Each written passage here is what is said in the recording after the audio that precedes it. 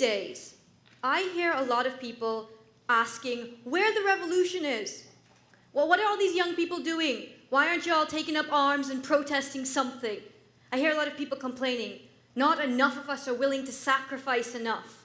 Not enough of us are willing to hunger strike to prove a point, or to march in the streets, to take tear gas and risk jail time.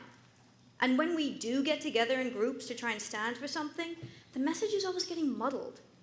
Now, I recently fasted no food or water for 24 hours as part of a collective protest in support of the highway reroute movement.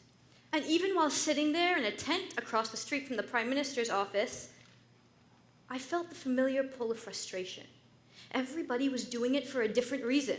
I wasn't fasting for the same reason as the person who was doing it the day before me or the day after me, or the person who's sitting there right now doing it today. And the conversation returned again and again to a place I've heard 1,000 other conversations go. We need a unified message. And yet, how can we find one? Each person who's striking for a day is an individual with thoughts and opinions and realities. And if we don't like the message sent out by the leaders, well, then we can just take up our own banner. We can go to social media, post our own opinions, and though it might not get as much traction as the centralized message, there is always that small chance that it might go viral. People might start sharing it and liking it, and pretty soon it could be a hashtag and a meme, and it could even become part of the collective consciousness that those of us linked into the internet share. Now, as a theater maker and a film developer, it is nothing short of thrilling that so many stories are constantly emerging and being seen. I mean, after all, a single unified message makes a rather boring drama, right? But a multiplicity of angles and perspectives, stories and opinions all emerging and being shown, no wonder there is more content with a broader audience than ever before. But as an activist, the never-ending emergence of perspectives and opinions and this and that, it's very frustrating and challenging. After all, if a group can't stand for a unified message, who's going to take them seriously? But what is rarely acknowledged is that this deafening din of opinions and stories, outrage and indignation has always been there. The only difference is that we can now hear it. You see, once the means of communication were limited enough that we could actually believe that one large group of people had only one concept. Today, the truth of our multiple voices is finding its way into the light. And with this ever-increasing number of opinions and perspectives, the way to wage a revolution has changed. I'm going to take you through a 1-minute history of human power structures, right? So, earliest societies.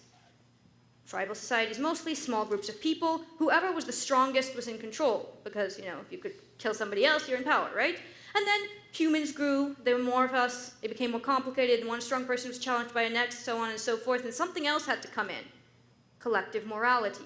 Usually ruled by something called religion, with a god, generally a monotheistic god had more power, right from Ra, the sun god of the ancient Egyptians, all the way up to the god of the New Testament, followed up till this day by the Catholics and the Protestants. But then something else happened. Societies grew more complex again, and a lot of the systems that these religious organizations had supported, like slavery and colonialism and indentureship, were challenged. People started revolting, and science grew and started challenging the ways in which people thought about religion, and opinions fractured. So something else had to come in to run the way we live our lives, something that was already there: money.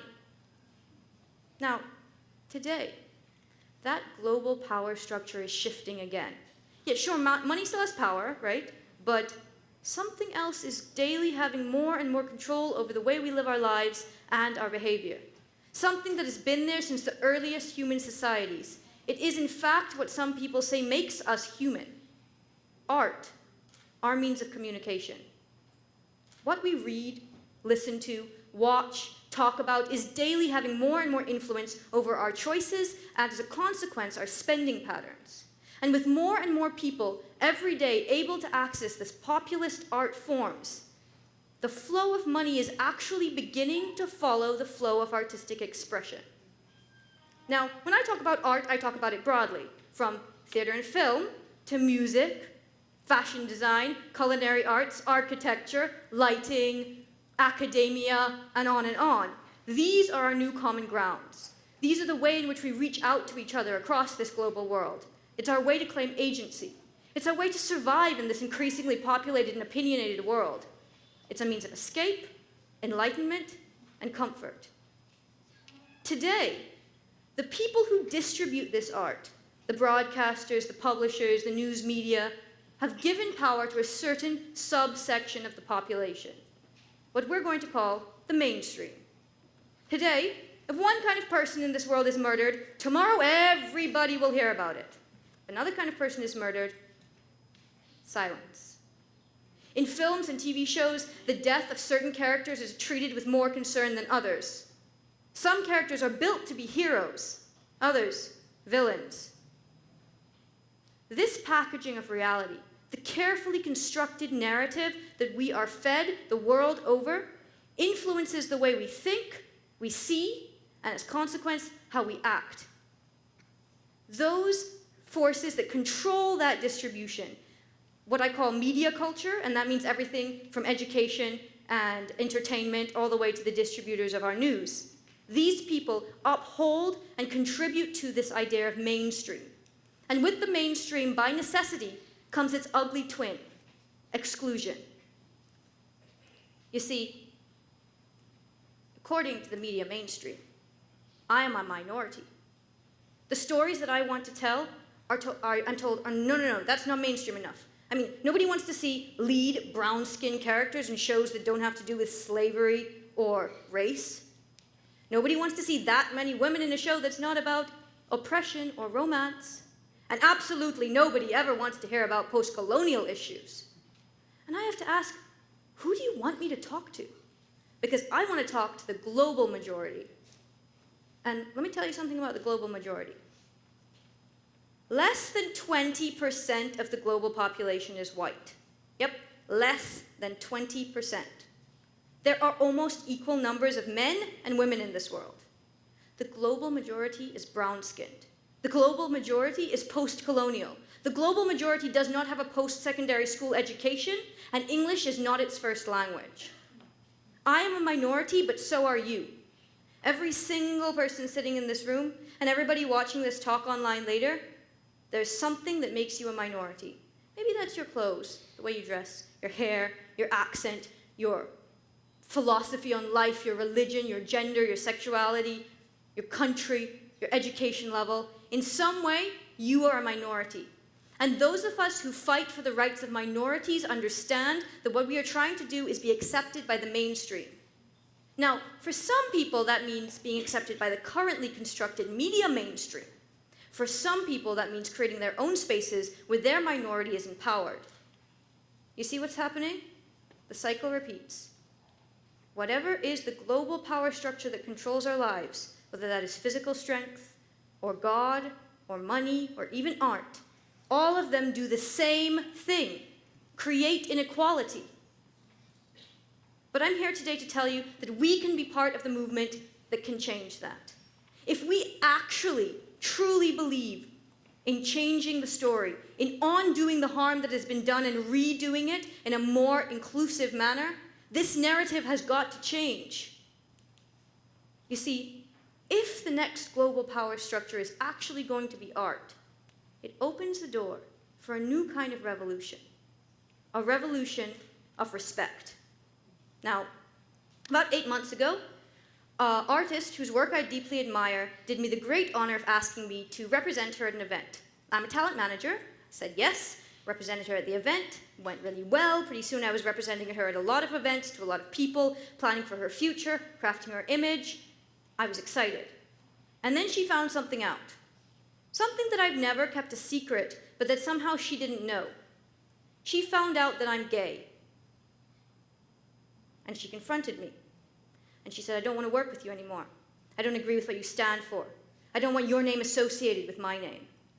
And I asked her, does my sexuality have anything to do with the job you've hired me to do? And to her, it did.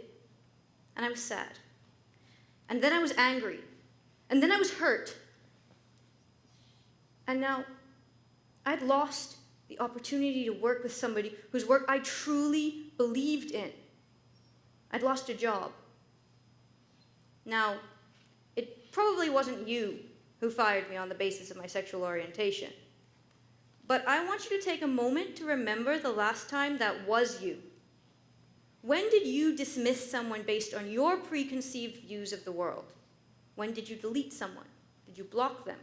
When did you allow your ideas to dehumanize somebody else simply because of the lifestyle they are living? Now, I know that's me pretty much every single day, the streets of Port of Spain. Hey, sexy reds. Darky, how you doing? Family. I want to lash back out at those men. I want them to know that they are nothing, as they've made me feel like nothing. I want them to know they're small and weak. I want them to feel hurt the way I have been hurt. But then, if I go through life demanding that people accept me as I want to be seen and pay me the kind of respect I think I deserve, and yet I don't pay that respect back, nothing is going to change. You see, there's a crisis in the way that we communicate. When we disagree with each other's perspectives, which we know there are increasingly more of, we do one of two things. Either we don't say anything, or we point fingers and demand guilt. Either we sit there in the corner and we fume and we say, how can this person be like this and say this, and what are they doing? And then we go home and we talk to the people who agree with us and tell them about it. Or we point our finger at that other person and say, you're wrong, and this is why. We go on the attack. Now, when you're attacked, you don't want to engage. You just want to back off and say, hey, no, I'm not wrong, you're wrong. I've been called out a lot. Like everybody, I don't always know that the things that I do or say can offend somebody. I don't always know your life story, or that a joke I made could be offensive. I don't always understand your perspective. After calling out and being called out, after responding to being suited on the street with a middle finger or curse or stoops, after taking offense to far too many anti-gay comments and feeling shaken and lousy after every such negative encounter, I decided there has got to be a better way to do this. About that time, I read a blog post entitled, Calling In, a Less Disposable Way of Holding Each Other Accountable, authored by Nyok Tran. Tran proposes a method called calling in, where we take the time to allow mistakes to happen, where we actually allow ourselves to be hurt, and then we talk to the person who hurt us as two human beings, and we come to an understanding. Now, Tran proposes this in the context of intimate circles, friends, families, people who are involved in the same marginalized communities. They believe that when you have enough in common with somebody else, it is worth taking the time to listen to them and to be listened to in turn. But I have asked myself, and today I'm going to ask all of you, to take that one long step further. To call in those you would much rather not engage with. To call in those who dismiss you. To call in those who you long to dismiss. And so now, when somebody makes an anti-gay comment or tries to dismiss me on the basis of my sexual orientation, I bite my tongue and I listen to their perspective all the way through. And then, if they're listening, I take the time to explain to them that everything they might be feeling about me, every disgust, every fear, every doubt, I used to feel about myself.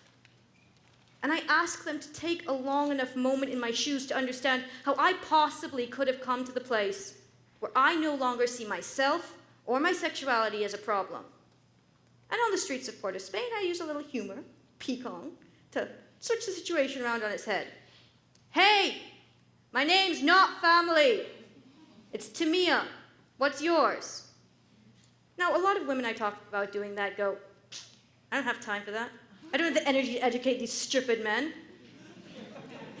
I mean, time is a valuable resource. Sometimes neither do I. So sometimes I choose a little bit of a shorter option. Hey, my name's not family. Next time, try sister. That's respectful. And I walk on.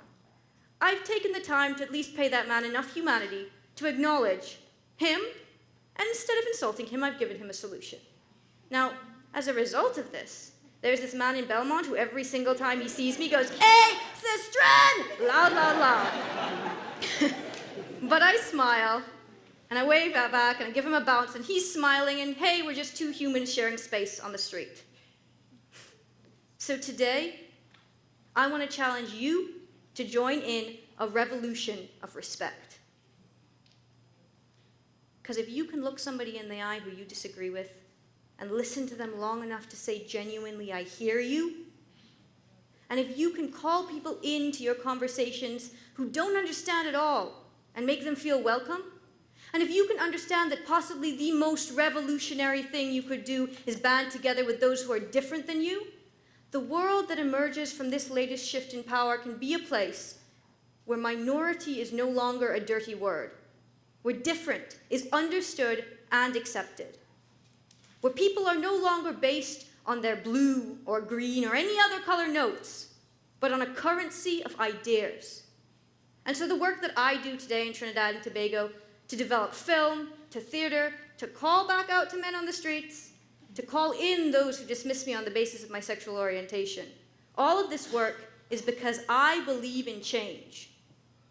And if you can look someone back who has insulted you and pay them the kind of respect that you want them to pay you, now that is a revolution.